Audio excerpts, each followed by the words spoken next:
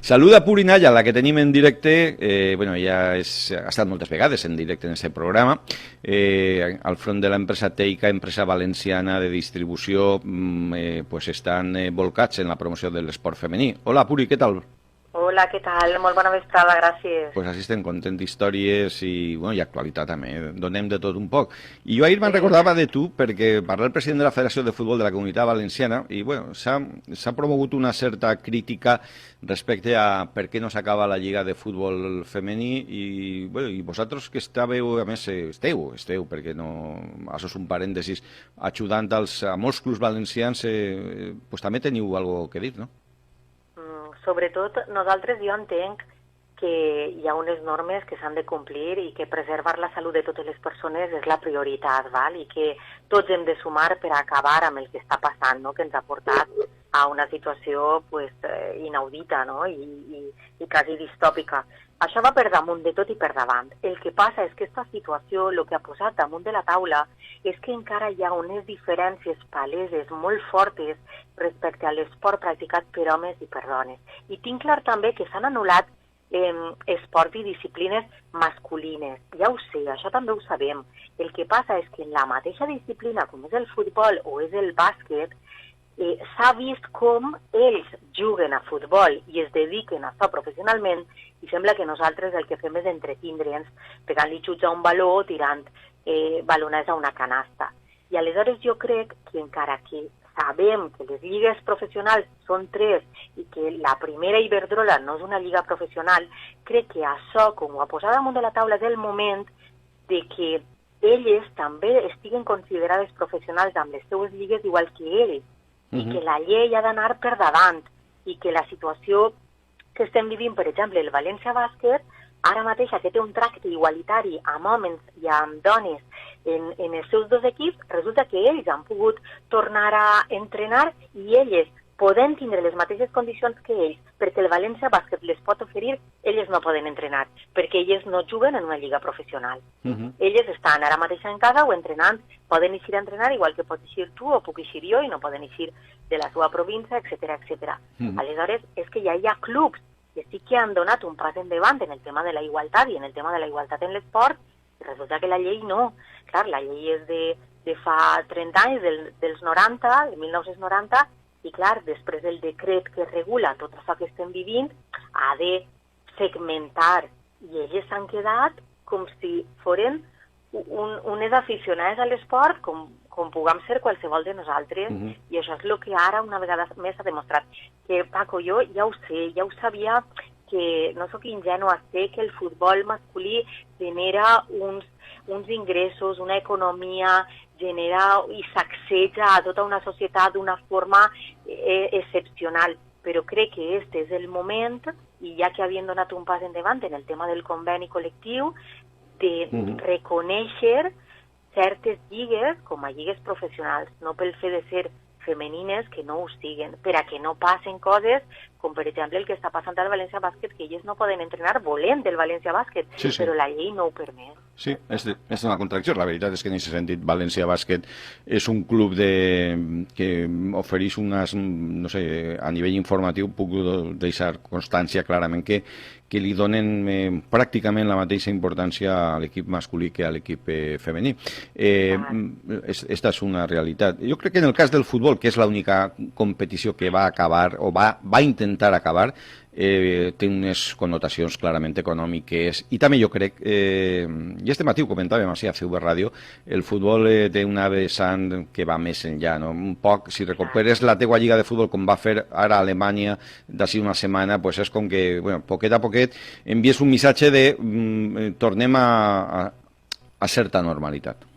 Clar, el que passa també és que al que jo estic dient també se me pot tirar encara que si elles no tenen assegurades certes garanties de prevenció, protecció i higiene, pues no poden tornar.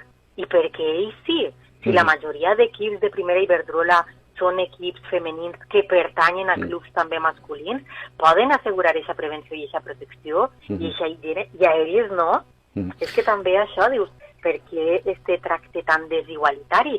Crec que així tindríem una oportunitat de donar un pas endavant i de marcar les bases del que podria ser una reforma de la llei. Bueno, no sé si has parlat amb els clubs, els dos, el València i el Llevant, els equips femenins, me referís. Sí, són els dos, sí, és tant el València com el Levante, són els dos equips. En el cas del València és de veres que hi ha una altra situació, que és que el València pertany a la fundació, que la fundació és del club, però sí que el Levante, per exemple, és masculí i femení, clar, són els dos equips. Correcte. Què detectes en les conversacions que has tingut? Què detecte com? O sigui, si has pogut parlar en ells, en elles, en este cas, si accepten la cancel·lació de la Lliga, si com se ho han pres, no sé si has tingut alguna... No ho sé, no he pogut parlar en elles. He escoltat algunes d'elles, jo és que les seguís, que per les xarxes socials a totes elles, sé que moltes d'elles pues, ho accepten i ja està, però si és que moltes d'elles accepten inclús no jugar en els camps en el ciutat de València o en el Mestalla. Elles és que tenen superassumit que el seu lloc no està tan amunt com el dels homes. Nosaltres el que volem és que vegin i sàpien que tenen dret a certes coses i que encara que puga l'any que ve o no l'altre, però l'objectiu ha de ser eixe, ha de ser a ser igual que ells. Però jo ahir, a més, ho dic clarament i no me talle, no és allò de quedar políticament o sigui, el més correcte possible. No. Jo crec que hi ha una realitat. El futbol femení està començant a despegar. Tot en la vida té uns terminis, un temps. S'ha fet molt en poc de temps i aquesta és una realitat. És a dir, tampoc el futbol professional d'avui en dia era el de fa 60 anys. És a dir, ha hagut de seguir un cert camí i jo crec que a poc ha progressat moltíssim en tots els aspectes. Clar, a poc, però cal anar espentant-ho. Clar, sí. No, clar. Sí, aquesta és la realitat, però... Cal anar però... espentant-ho des d'elles mateixes, des dels clubs. Jo sé que els clubs també, suposa que estan treballant molt també per a que estiga tot igual. Jo no conec a ningú del Levante o del València Club de Futbol que no li agradaria que el tracte fora el mateix en el femení que el masculí, saps?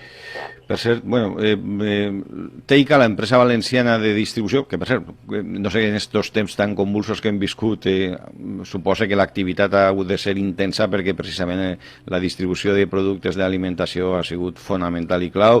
Heu pogut treballar i continuar endavant? Hem continuat endavant, clar que sí, i hem estat en punts crítics com hospitals, residències de majors, organismes oficials, forces i cossos de seguretat de l'Estat. Nosaltres hem continuat logística, indústria agroalimentària, hem continuat donant servei ahir i a més molt bé perquè des del primer dia els nostres companys, la nostra plantilla estava informada de tot el que havia de fer i no tenim ningú contagi en quasi les 200 persones que formem Teica, tot i estar ahí. També és de veres que hi ha molta part tancada a totes les universitats públiques i privades, instituts, col·legis majors, centres educatius. Nosaltres ahí també estem treballant. Tot això està tancat. O sigui que estem treballant encara que tenim a companys que ara mateix estan en casa, però per supost que amb aquest impuls que tenim també un obrador on fem el sàndwich i tot ensalades, tot el producte fresc, que clar, això no ha pogut parar i hem hagut d'estar ahí, clar que sí. Sí, bueno, tragueré una col·lecció de cromos espectacular de clubs valencians en un acte que tingui lloc en la Petxina, que oferirem així en directe en CV Ràdio. Ha quedat frenat? Aneu a reprendre la iniciativa? Ho reprenem la setmana que ve. Mira, a més és que l'àlbum de cromos, saps que es va quedar, vosaltres vau estar en la presentació, va ser un 20 de febrer, el 7 i el 8 de març es va encartar en 3 periòdics, en Levante, Províncias i Superdeporte, i el 21 de març anàvem a repartir-ne 1.000 en un dels partits de València Bàsquet, en la Fonteta. Clar, tot això es va anul·lar, a més, els cromos estan en les rosquilletes de pipes Alba, que estan en les nostres màquines, això també es va quedar un poc en l'aire, aleshores el que anem a fer a partir de la setmana que ve és ja començar a distribuir els àlbums, i en tots els llocs on hi hagi màquina amb les rosquilletes tindran també l'àlbum, el podran demanar-ho bé al nostre gestor que va als llocs o en el mateix lloc a la persona que estigui allí un recepcionista, un conserge, un responsable de compres, etc., tindrà també àlbums per a que en tots els llocs on estan les màquines estiguen els àlbums, i com no també en l'alqueria del bàsquet. I estem en converses amb Millar per a que també pugui estar l'àlbum en les seues tendes de la ciutat de València i tot el món puga tindre'l. Perquè, clar, este projecte se'ns queda un poc en l'aire, tenia molt d'impacte, era molt diferent, era molt distint per tot el que comportava també, elles estaven il·lusionadíssimes de veure's en els cromos. Llavors tu, el primer àlbum de cromos d'esport femení de la història, i és valencià, 9 equips valencians de la ciutat de València, i clar, volem reprendre-ho abans de que...